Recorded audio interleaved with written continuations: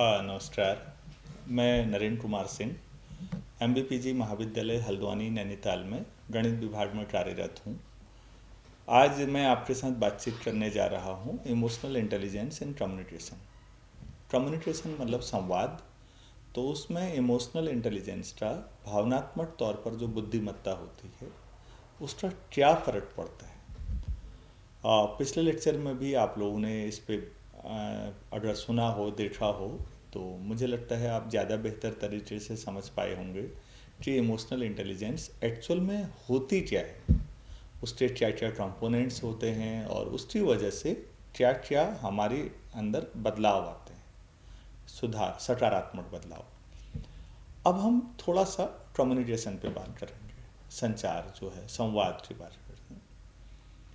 तो कभी भी जो स्किल्स हैं, अगर हम उस पर बात करें, जब भी आप कम्युनिकेट करें किसी भी व्यक्ति से तो आप वहाँ पर रहें। एक्चुअल में आप कहेंगे ये क्या मतलब है रहें?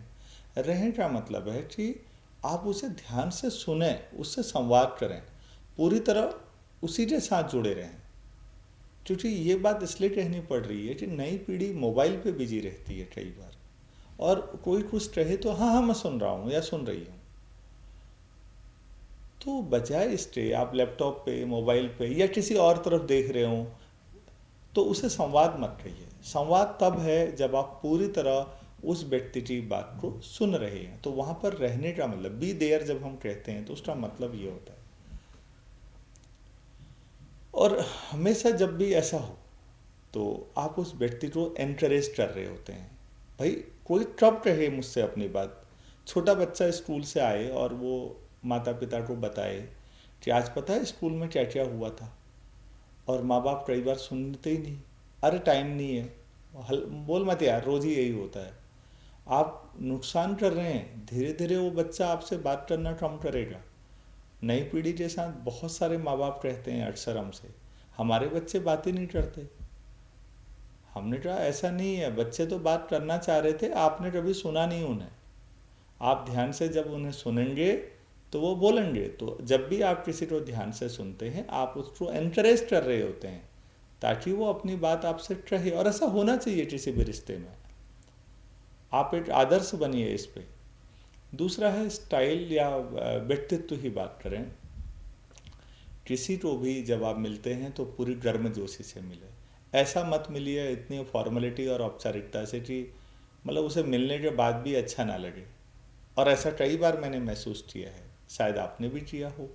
तो उम्मीद करते हैं कि जब भी आप अगली बार मिलें किसी से, पूरी गर्मजोशी से मिलें। मतलब उसे लगे कि वाह ये मिलना चाह रहे थे आपसे। एक्टिवली उसे सुने उसको। और जो सम्मान होता है वो अनकंडीशनल मिलना चाहिए। देखिए, सम्मान और लर्निंग म्यूचुअल हो, रिस्पेक्ट जिसको हम कहते हैं, आप करिए और बिना शर्त किसी का भी, चाहे छोटा बच्चा हो, आपके हम उम्र हो, आपसे बड़े हो। और अगली बात, जब हमने थोड़ी देर पहले पिछले लेक्चर में भी बात की थी कि कॉन्फिडेंशियल बने रहें। अगर किसी ने कोई अपनी खास बात आपको भरोसे के साथ बताई है तो भरोसा मत तोड़िएगा, क्योंकि तोड़ने के बाद दोबारा कमा नहीं पाएंगे आप। यही एकमात्र चीज़ है जो दुनिया का अमीर से अमीर इंसान भी नहीं कमा सकता। भरोसा कमाना बहुत बड़ी बात है। किसी रिश्ते में अगर कोई आप पे भरोसा कर दे तो उस भरोसे को बनाए रखिएगा, ये बहुत बड़ी बात है। और बातचीत में ना सेंस ऑफ ह्यूमर बहुत बेहतर होना चाहिए। जितना बेहतरीन सेंस ऑफ ह्यूमर होगा, आप हंसी मजाक करें। और मजाक के साथ एक ध्यान रखें, मजाक खुद पे कर लिया करें। किसी और पे करने से आपको नहीं पता लगेगा कि मजाक कड़वे संबंधों में कहाँ पर बन गया। कई लोग नहीं समझ में आते कि व्यंग सबसे गंभीर विधा है। आप मजाक कर रहे हैं लेकिन उसको मजाक में ना लें, उसको सीरियसली समझें कि कहाँ पर मजाक करना है। तो मजाक करना बहुत कम लोगों को आता है, जो बेहतरीन सेंस ऑफ ह्यूमर है। आप अल्बर्ट आइंस्टाइन के बारे में पढ़िएगा, आपको बहुत सारा मैटर मिलेगा। विंस्टन चर्चिल का आपको सेंस ऑफ ह्यूमर मिलेगा। और सीखिएगा कि रिश्तों में बड़ी गंभीरता के साथ, गरिमा के साथ कितना बेहतरीन सेंस ऑफ ह्यूमर डेवलप किया जा सकता है।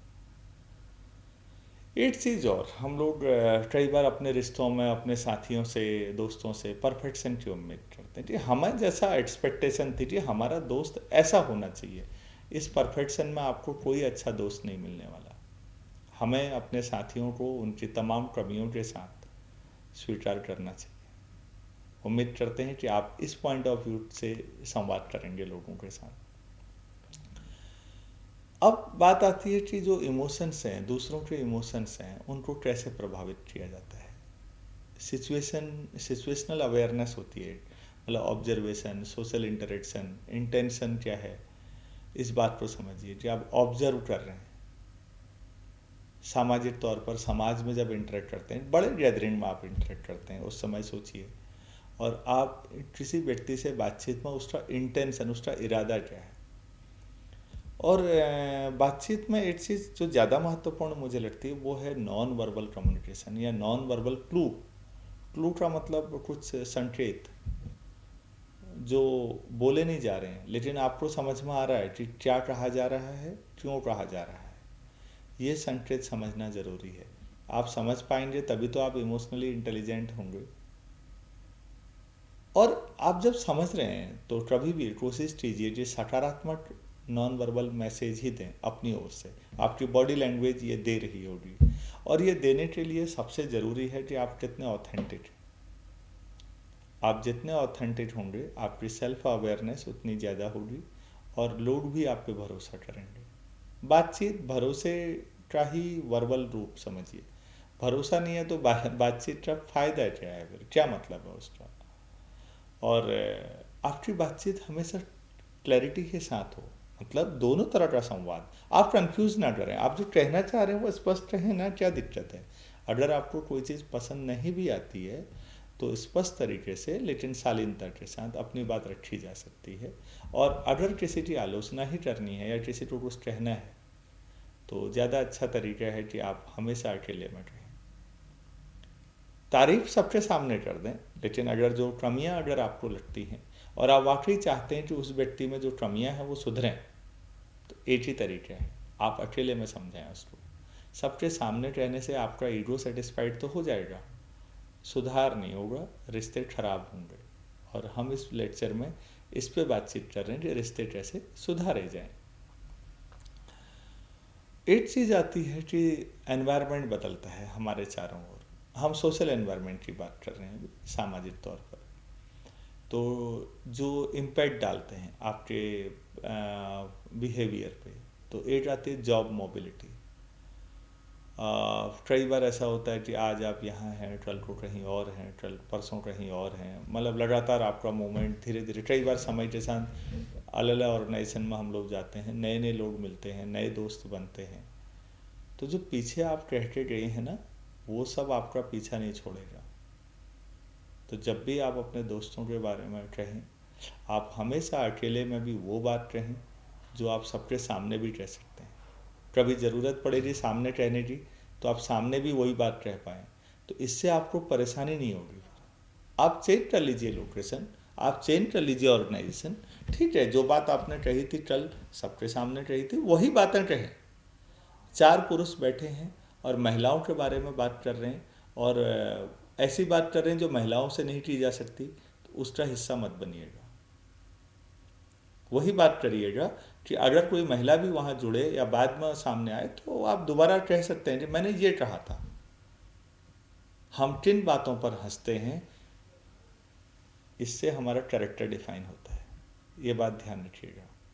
तो किन बातों पर हम अपने सेम कास्ट के लोगों के बीच किस तरह की बात करते हैं, सेम जेंडर के लोगों के बीच किस तरह की बात करते हैं, सेम एरिया के लोग हैं हम तब किस तरह की बात दूसरों के बारे में करते हैं, सेम रिलीजन के लोग हैं हम औरों के बारे में क्या बात करते हैं।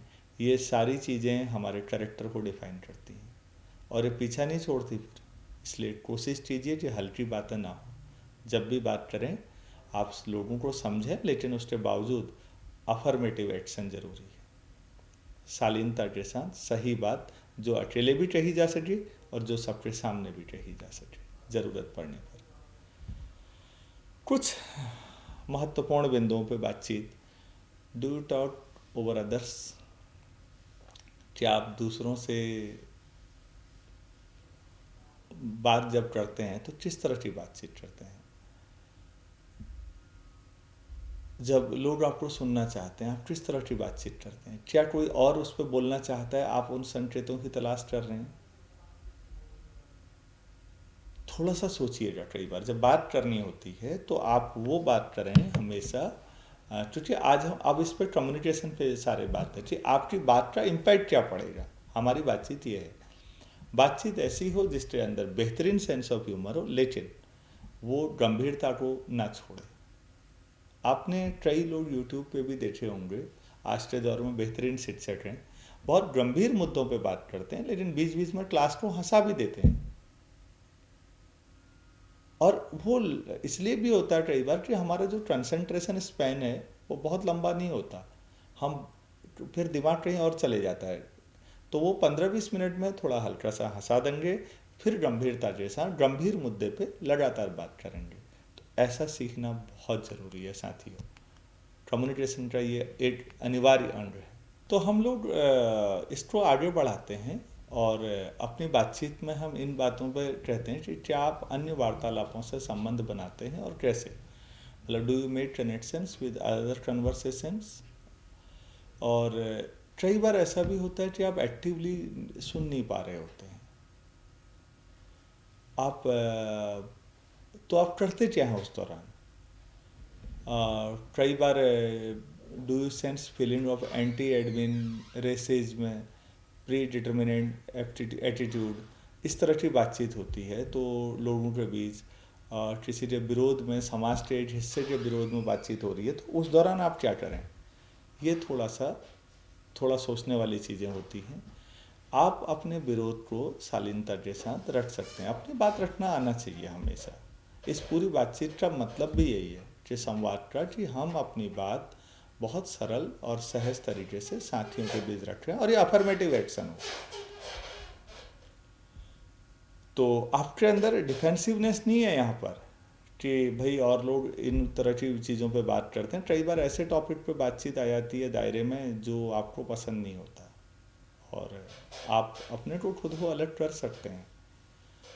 हर मुद्दे पर हम राय रखें ये ज़रूरी नहीं है, बल्कि ये गैर ज़रूरी ही है कि अगर आप हर मुद्दे पे हमेशा अपनी राय रखते हैं तो कई बार मुझे लगता है, देखिए हम कुछ ही चीज़ों के थोड़ा बहुत सो कॉल्ड एक्सपर्ट बन सकते हैं, तो हर मुद्दे पे जो लोग बोलते रहते हैं वो बहुत सतहीपन होता है, गंभीरता से संभव भी नहीं है। तो इसलिए कोई भी बातचीत अगर वो आपका टॉपिक नहीं है, आप उसके बारे में कम जानते हैं, तो प्लीज़ मुंह ना खोलें। मुंह तभी खोलें जब आपको लगता हो कि हम इस बात को अच्छी तरह जानते और समझते हैं और मैं इस पर कुछ कह सकता हूँ या कह सकती हूँ, तभी बोलना ज़्यादा उचित है। नहीं तो कई बार ऐसा होता है कि हम अपने दायरे में तो बोल देते हैं, लेकिन हमें लगता है कौन सुन रहा है, कौन फर्क पड़ता है, सब अपने ही लोग हैं। लेकिन आपकी आइडेंटिटी, जो आपकी समाज में पहचान है, संकट भी तो उसी को है। आपकी आइडेंटिटी इन्हीं लोगों के बीच तो बनी है और है भी कहाँ। तो ये ध्यान रखिएगा कि कभी भी हल्की बात मत बोलिए। ये मुंह इसीलिए मिला है कि हम वो बात कहें जो 100-200 साल बाद भी कोई सुने तो तारीफ करे कि वाह क्या शानदार बात कही। मुंह इसलिए नहीं मिला है कि कुछ भी बोल दिया जाए। तो बेहतर है, अगर आपको लगता है कि उतना अच्छा बोलने के लिए है नहीं, तो हमेशा मुंह ना खोले, सुन लें, वो ज़्यादा अच्छा है। सुनने का ये मतलब नहीं है कि आप मान रहे हैं उसकी बात को, नहीं, आप अपनी राय नहीं रख रहे हैं, बस हो गया। अपने संगठन में जब आप काम कर रहे होते हैं, किसी भी ऑर्गेनाइजेशन में, इनफॉर्मल या फॉर्मल, तो सेल्फ आत्मनिर्भरता के गुण हैं या ट्रस्ट है, या ये जो कई सारी चीज़ें आती हैं आपके संगठन के भीतर कि हम संवाद संगठन के स्तर पे, संवाद के व्यक्तिगत तौर पर, संवाद समाज के स्तर पे जब होता है तो वो लेवल अलग अलग होते हैं, और संवाद हर लेवल पर विश्वसनीय होना बहुत आवश्यक है। और आपकी विश्वसनीयता तभी है जब आप जितना कहते हैं और जितना करते हैं दोनों के बीच न्यूनतम अंतर हो। आप इस बात को हमेशा समझिएगा कि क्या कहा जा रहा है ये उतना महत्वपूर्ण नहीं है, महत्वपूर्ण होता है कह कौन रहा है, कह कौन रहा है। आप इसको ऐसे समझिए कि कोई ऐसा व्यक्ति आ जाए आपके यहाँ स्पीच देने, आपके संगठन में, आप लोगों के बीच में, जिसकी सार्वजनिक तौर पर इमेज बड़ी खराब हो, वो आए और वो बोले कि ज़िंदगी में हमेशा सच बोलना चाहिए, तो हो सकता है आप लोग हंसने लग जाएं, क्योंकि ऐसा आदमी कह रहा है जिसके बारे में आप पहले से जानते हैं कि ये तो खुद ही झूठा व्यक्ति है और ये भाषण देने आया है कि सच बोलना चाहिए। लेकिन बच्चों, उस समय सोचिए जब यही बात वो कह दे आपसे कभी अकेले में, जिसकी आप सबसे ज़्यादा इज्जत करते हो।